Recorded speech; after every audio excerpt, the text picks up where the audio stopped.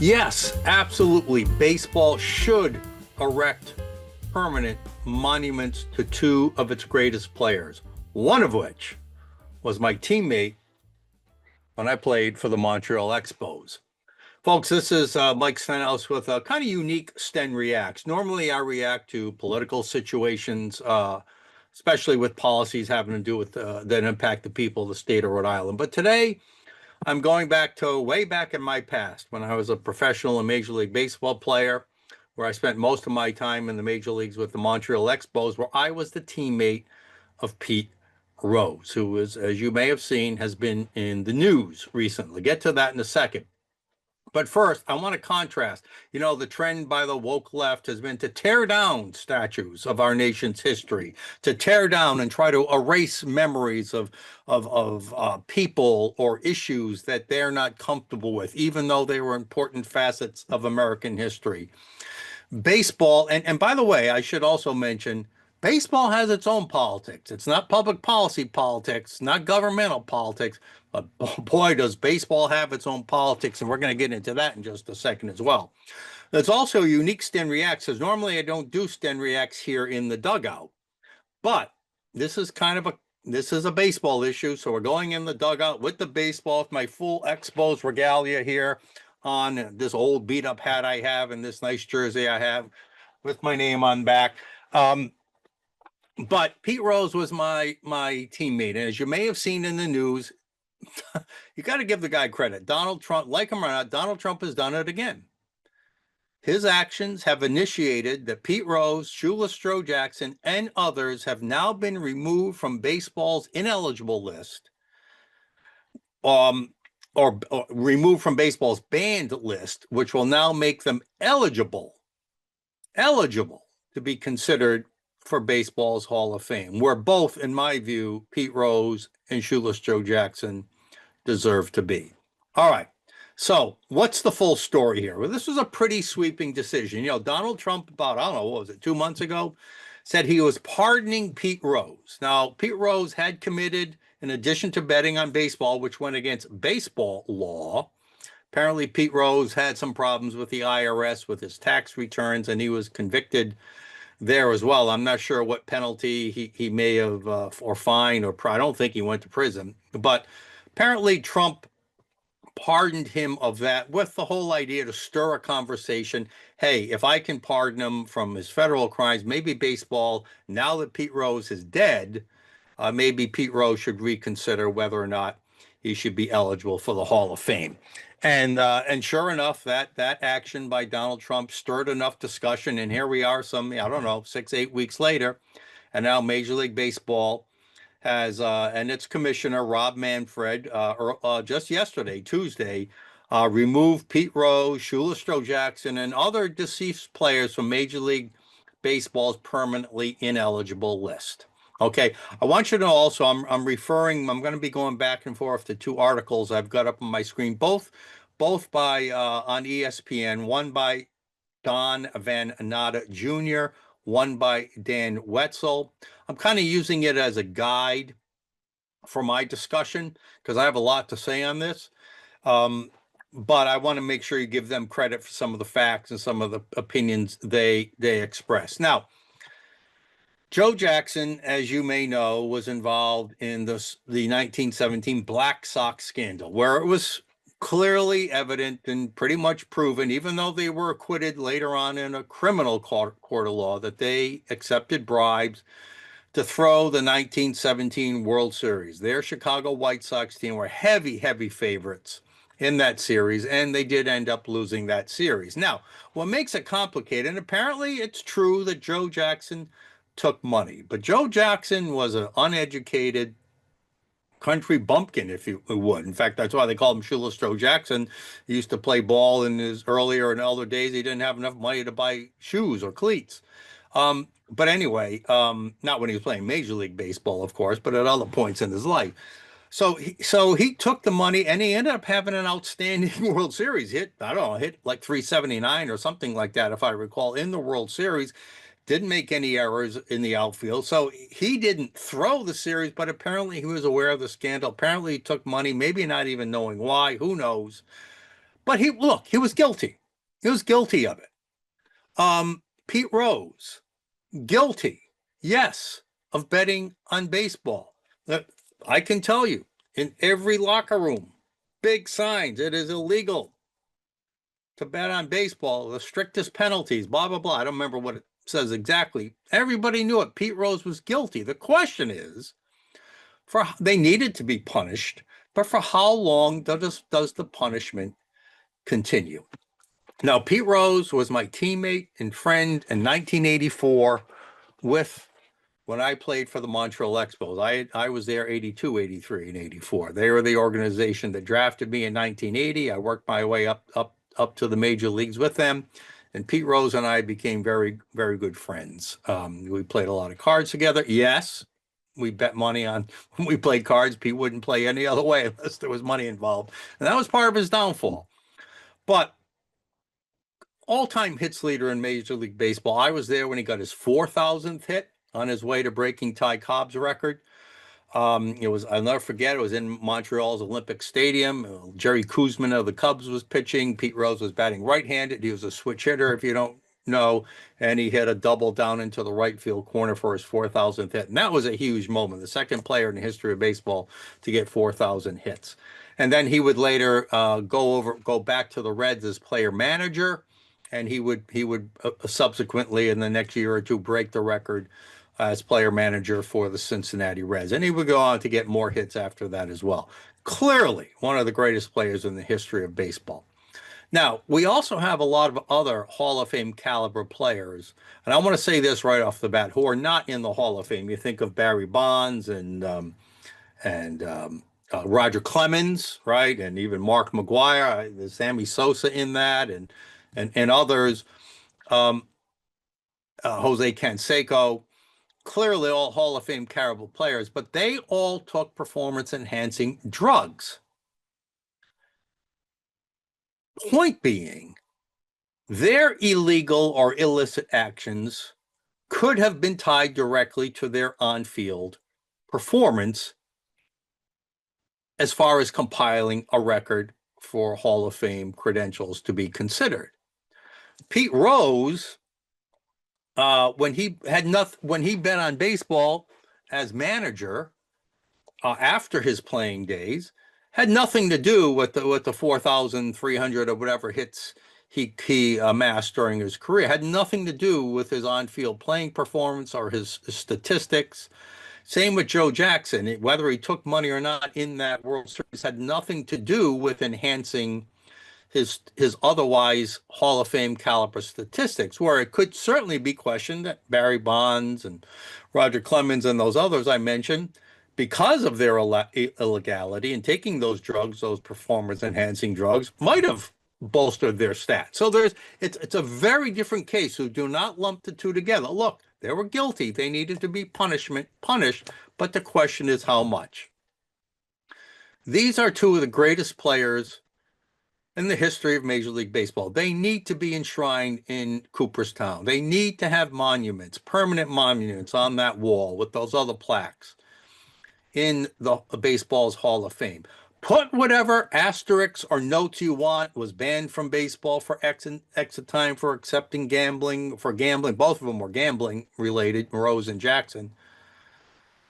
Do whatever you want, but just like I have argued when it comes to these statues, these Civil War generals and other historic figures, that because the woke left dreams up some association that may or may not be there with slavery or some other politically incorrect action, it doesn't mean we erase them from the history. Pete Rose and Joe Jackson are part of Major League Baseball history. Yes, they needed to be punished. And maybe you could say, like Major League Baseball Commissioner Manfred just ruled, look, their punishment should last only as long as they were alive, so they can't be there to humanly see their induction or enshrinement into the Hall of Fame. But I think it was a wise decision. But once they've died, they are part of history. They won't receive any joy from, or human earthly joy, if you would, from being enshrined. So yeah, let's allow them to be considered. for the Hall of Fame. And I think that's a wise decision. The question is, for how long does a punishment go on? For how long does baseball stick its head in the sand and say, no, these two gentlemen weren't part of baseball history? Of course they were. They're two of the greatest players ever. Joe Jackson, I think, had the third highest career batting average of all time, or some top five anyway, something like that. Even hit over 400 one year, and all of that was in a dead ball era when the ball didn't jump like it does today. The ball was kind of more like a something between a baseball and a rag back then. So, so truly, truly great players. Now, you got to understand some of the politics of this. Now, first of all, before I even get to that, with regard to Pete Rose, there was a very wealthy guy I had been doing business with, and I actually worked for him for a little while back. Oh, I don't know, good 30 years ago, I guess now. And he was on a kick to get Joe Jackson enshrined in baseball's Hall of Fame. And so he asked me to put some thought into it as a former player. And I read all kinds of books on Joe Jackson, all kinds of books, had all kinds of discussions with baseball people, from Peter Gammons and others, the great sports writer in Boston. And for all up until the Pete Rose saga, for all that time, while Shoeless Joe Jackson was banned from Major League Baseball, he was not banned from consideration to the Major League Baseball, the Cooperstown Hall of Fame, which is technically a separate organization, operation. There's a degree of separation between Major League Baseball, the corporation, and the Baseball Hall of Fame, the corporation. Shoeless Joe Jackson was eligible for entry into the Baseball Hall of Fame, and all the way up to the Pete Rose and Bart Giamatti, the commissioner, which I'll get to in a second. Just the vote, the writers and the veterans and committee. I think they call it something else now. They call it a classic committee or something like that. I'll find it for you and get it to you in a second. But whoever voted in the Hall of Fame just chose not to induct Shoeless Joe Jackson because of that stigma. Okay, fair enough. All right. We were arguing, hey, you should, that stigma shouldn't be a lifelong thing, a ban on the Hall of Fame. So again, Shoeless Joe Jackson was eligible for the Hall of Fame. They just, the writers and voters for the Hall of Fame chose not to induct him. Okay, fair enough. We can agree or disagree on that, but that's the way the process works. And then comes along Pete Rose. And he was convicted of betting on baseball.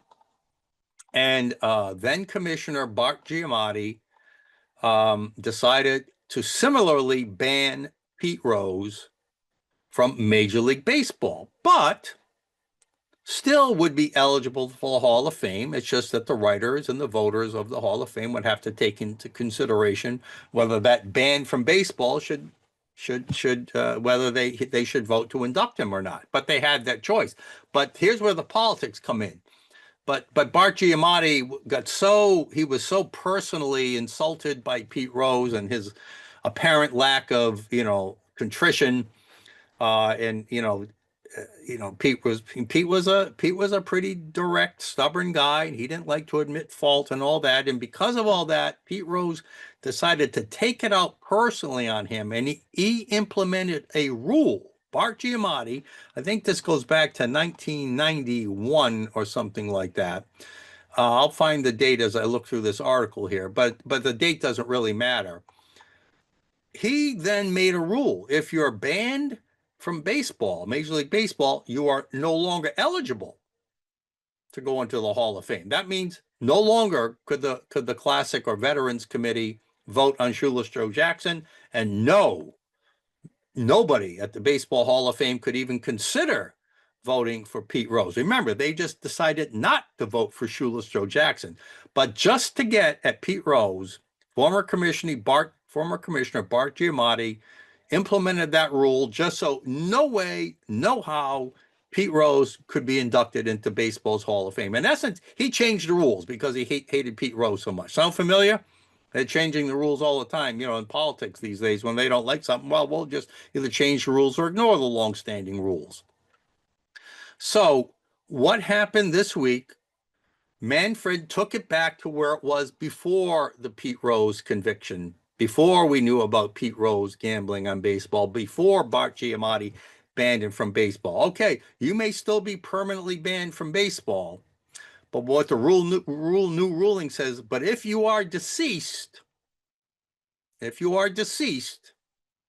you are no longer ineligible to be considered in the Baseball Hall of Fame. Now, whether or not now, apparently, the committee that will vote on him does not meet again until 2027 for over 2 years, November of 2027.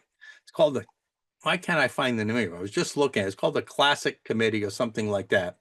The regular Hall of Fame committee meets every year. Then they have some other committee to evaluate other players like Negro leagues and stuff like that. And then they have this classics or veterans committee, which doesn't meet again until 2027 to vote on people like Pete Rose. Now he and Joe Jackson and potentially others, because remember, there were 6 or 7 other players banned from that 1917 Black Sox or Chicago White Sox team who are now eligible to go into the hall. Whether or not they're worthy and whether or not they'll get any votes, I don't know, but at least they'll be eligible.